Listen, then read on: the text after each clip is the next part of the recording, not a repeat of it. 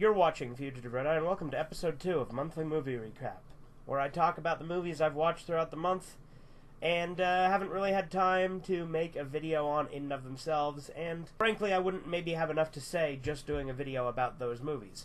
With some of these I probably could have done dedicated videos to, but again, have these for here. So, we'll start with the movies I watched with my friend at his house, my friend that we call Rem on the channel. We do a thing back and forth where I show him movies and he shows me movies. So to start off with, I'll talk about those. So, the movies he's shown me this month are Flight, starring Denzel Washington, which is a movie about a pilot who is an alcoholic, and is struggling with that through most of the movie. That's kind of the theme of the movie. But he is in a plane crash where he does this insane maneuver and saves a bunch of people's lives, making it so that only a few people on the flight actually died, as opposed to everyone fucking dying. Since he was drunk, there was an investigation done into it, so he's dealing with that legal battle, as well as struggling with his alcoholism, when it actually wasn't his fault that the plane crashed. It was a faulty plane. Yeah, and at first he's looked at as a hero as well for saving everyone from the crash, and then he goes through the legal trial and everything, and I don't want to spoil it, but it's a great drama, and it's very good. I mean, Denzel Washington is a fantastic actor, and the plot itself was very, very interesting and tragic and sad. So, very good, very dramatic. Absolutely loved it. Another movie he showed me was The Legend of the Kung Fu Rabbit, which, you know, just one of those Kung Fu Panda knockoffs, with Tom Arnold as his master, and then the guy who played Napoleon Dynamite as Kung Fu Rabbit himself. And then it had fucking Rebecca Black in it. Not a good movie. It was fun to sit and watch and make fun of. It was really fucking stupid, though. That's kind of the reason we watched it. There was a meme whenever I'd go to his house, we'd talk about watching Kung Fu Rabbit, the best movie ever made. And then finally we did. So the meme's over. But it was not good, but it was certainly fun. It was fun to sit and mock the whole time. Another movie he showed me was Nightcrawler, starring Jake Gyllenhaal. And to watch that, we watched it here. So I actually bought it on Xbox Video because he didn't have any way to watch it, and as far as we knew, it wasn't on any of the apps. I couldn't find it searching. So we just watched it that way. Very good movie. It's where Jake Gyllenhaal plays this, like, shady reporter who just, like, films stuff really up close. But then he starts kind of staging stuff so that things will happen to make it a more interesting story. Very unethical. Very much sociopathic type character. Very interesting role for Jake Gyllenhaal. Very interesting and thrilling movie. I thought it was great. I loved the ending too. I'm not spoiling it, but I loved the ending.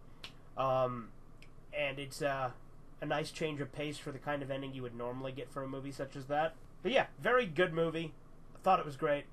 And we paired that with Cannibal Holocaust, actually, because I showed him Cannibal Holocaust that day. We paired Flight with Training Day and something else, but I can't remember. I think that's all he showed me this month. So now I'll talk about some other movies I've just seen this month, right? So I actually went to the movie theater for the first time in over a year, and we went and saw Clint Eastwood's new movie, Cry Macho. Great movie. I love Clint Eastwood. I wanted to support it because I heard he wasn't doing so well in the box office. Even though it was on HBO Max, I'm like, I'm going to go see it in theaters since it's not doing so well, and it's going up against Shang-Chi, and that's Marvel.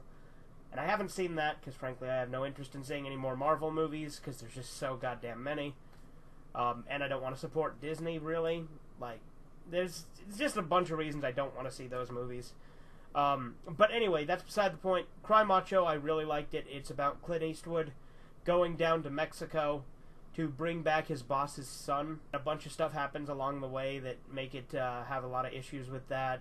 The mother is very unreasonable and irrational in a lot of ways, and she's involved with some shady people, and there's some shady stuff going on there. It's a very good movie. I wouldn't call it as good as, like, Gran Torino, but it does channel a lot of the same vibe, in a sense. Not in the sense of Clint Eastwood's character. He portrays a completely different character. But it's just old Clint Eastwood kind of has a charm to him. Not to mention the fact that it does have a lot of elements of a Western. Like, he's kind of a cowboy, like a retired rodeo guy.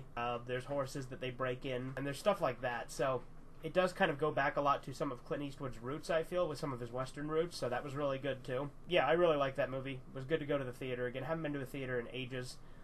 Really pissed me off, though, because my local theater switched to Pepsi, and which means they don't have Mr. Pibb anymore.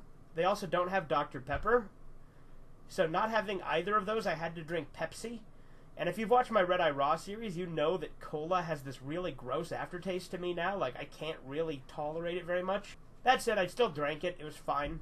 But I didn't know that until after I bought the drink. But anyway, side note.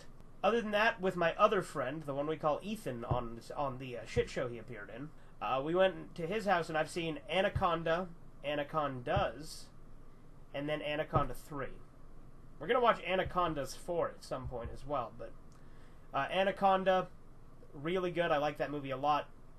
It's like a shark movie, but with a snake.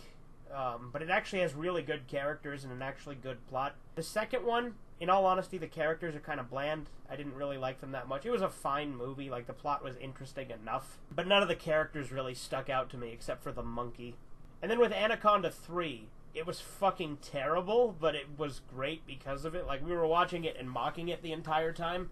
And turns out 3 and 4 were Sci-Fi Channel movies, which didn't surprise me, because I even said, this feels like a sci-fi original movie, which I guess it was. So there we go. So 3 was really bad. I haven't seen 4 yet, but we plan to. Again, they both aired on the Sci-Fi Channel, so I expect more of the same. But 3 had David Hasselhoff in it, which... Again, another reason we brought up, oh, it feels like sci-fi, because David Hasselhoff plays Finn's dad, Gil Shepard, in the Sharknado franchise, which we've watched together before because those movies are fucking fun as hell, too. Like, they're stupid, but that's what makes them fun as hell.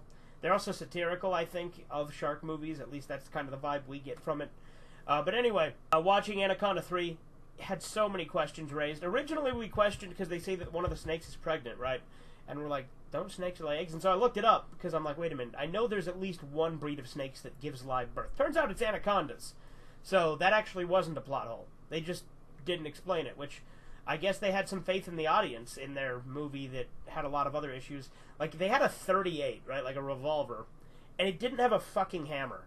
So it's very clearly a prop gun, and it makes it so obvious. But other than that, there was a few other things that took me out, like the CGI was completely unbelievable. And for, like, the snake has this, like, razor tail that can, like, stab people. And at first we're just like, they're not going to acknowledge this, right? They're just going to act like this is a thing anacondas do. But they do bring it up later, so props to them on that. But yeah, Anaconda, the series, varies in quality, but they're fun snake movies. I think that's all the movies I've seen this month. I could be wrong. If there's any I forgot to include, I guess I'll include them in the next one. So this has been Fugitive Red Eye with another episode of Monthly Movie Recap. Again, with the shitty webcam, but the good audio quality. At least better than my other audio quality, so hey. But anyway, that's all. Doodles. You want some Twizzlers? No!